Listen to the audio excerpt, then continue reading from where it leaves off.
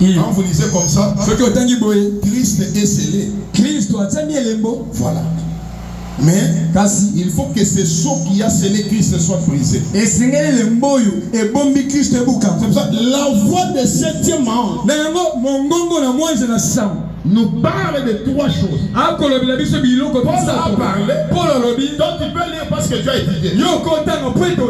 Mais le septième ange, le messager, c'est un refléteur de la parole divine. Quand lui parle, il dit quand il vient, il aura le cri des commandements, il aura la voix de l'archange et le son des trompettes. Le cri des commandements, c'est quoi? La voix de l'archange, c'est quoi? Le son des trompettes, c'est quoi? Apocalypse 10, 7 dit, un ange, moi j'ai mon corps céleste, est descendu avec les livres. Vous êtes là? Et ces livres étaient ouverts. Des sceaux que Daniel voulait voir. En descendant, l'ange a posé le pied sur la terre, le pied sur la mer. Il a dit, il n'y a plus de temps. C'est-à-dire quoi? Nous sommes à la fin du temps. Nous sommes au déclin de l'histoire. Si les temps sont finis, qu'est-ce que nous attendons? C'est le départ. Parce que les temps sont finis. Alors nous devons partir. Verset 7 dit, à la voix des septième ange. Cette voix-là n'est pas une voix Ephésiens 4. C'est la voix de l'archange. Et cette voix a un son. Pas confit. C'est un son de trompette qui est clair. Vous êtes là? Parce que la voix est scellée avec Zacharie 14. Prenez Zacharie 14, 7. Il aura un jour promis de l'Éternel qui ne sera ni jour ni la nuit, un jour ni oiseau, mais vers le temps du soir il aura la lumière. Le temps du soir, c'est le temps de la fin, c'est le déclin de l'histoire, c'est la fin de toute la prophétie. Dans ce temps, il y a une voix. Dans ce temps, il y a une trompette qui doit trompeter. Tu dois parler avec un homme sur la terre. Et cet homme, c'est William Marion Branham. Amen. Ça c'est le don de miséricorde. Pour moi, c'est la Bible marchande.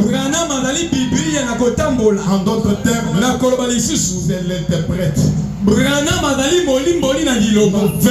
de lire Paul pour interpréter ça. Sans Branham, il n'a pas la vérité. Nous devons demander l'interprète de Dieu. Dans l'âge de Laodicée, l'interprète de Dieu nous dit l'enlèvement va se faire à 6 heures ou 9 heures. Comment il a vu? Mais c'est un temple. C'est un tabernacle de Dieu vivant. Amen. Que Dieu vous bénisse. Qui peut voir l'heure de l'enlèvement? Mais moi je connais que l'enlèvement va se faire à 6 heures. Que Dieu vous bénisse. Il faut t'appeler maman Paul.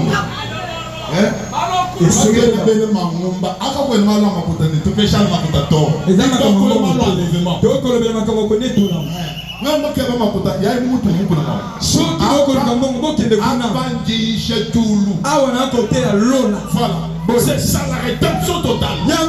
C'est ça l'adoption totale. Tu dois être commissionné pour prêcher ça.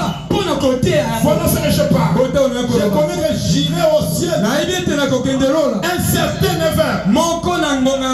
Je serai dans la gloire. Voilà. Ça ne sera pas 17h, non. Ça ne sera pas 18h, non. Je n'irai pas au ciel de la nuit. J'irai à l'heure pour les voir, les contempler face à face, prions joyeux.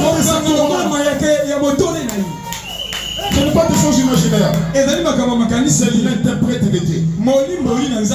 L'économie de Dieu. Frère Branham, c'est une économie pour nous. Je ne peux pas lire la Bible.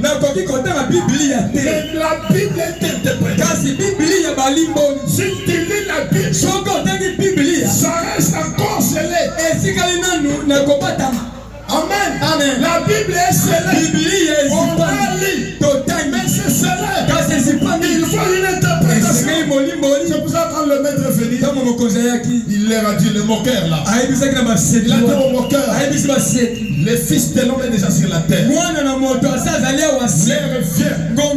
Où il est déjà fait. Où le vrai adoreront le Père en esprit, en vérité. Cela ne sera pas à Jérusalem. Pierre lui montre les cathédrales. Maître, voilà le temple que Salomon a construit. Cela a pris 40 ans. Maître, regarde. Il ne restera pas perdu sur pierre. Tout sera détruit et rétabli après 3 jours. Est-ce que vous allez expliquer cela? Ils sont restés charmés. Cela a coûté 40 ans. Pour que ce temple soit construit.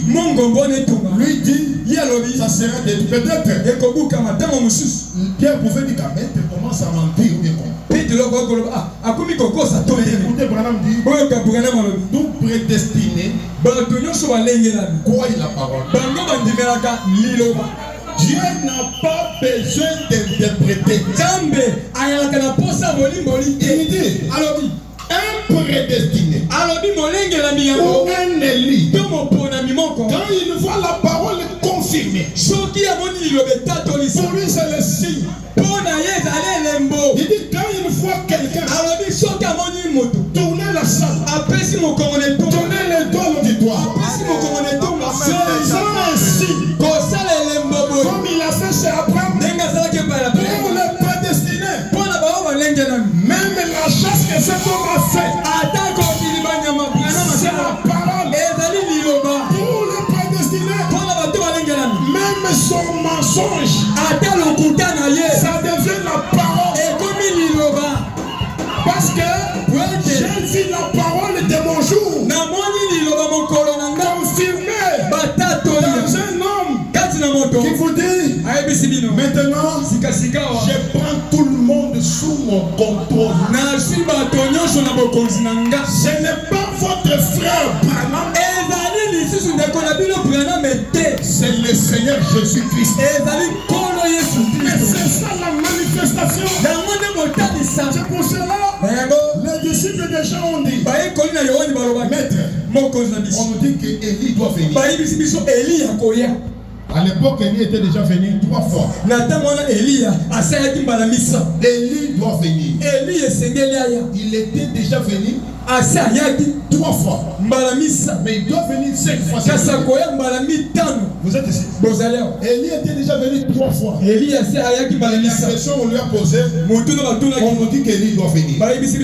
Cette question, on parle de présent. Tu pensais où il est finir la question là. Mais tu as dit oui, il doit venir pour restaurer la parole. Mais il est aussi venu, on ne l'a pas su. Amen. Élie qui était déjà venu, C'était Jean-Baptiste. La Bible n'a pas dit que Élie qui doit venir, son nom c'est Jean-Baptiste. On l'a reconnu. L'ange a dit que quand il sera né, il sera muni d'un esprit d'Élie. L'esprit d'Élie, c'est l'esprit qui condamne les femmes. Cet esprit, c'est un esprit qui ne dorlote pas. C'est pour cela Jean on l'a coupé la tête parce qu'il condamnait la femme. Il a dit à Hérodias, remets la femme de ton frère. Ce n'est pas ta femme. La vérité, le son de la mort. Aujourd'hui, Malachika, l'esprit d'Élie condamne le cerf, la fille de Malachika, avec les cheveux tels que vous êtes. Jamais. Jamais. Jamais.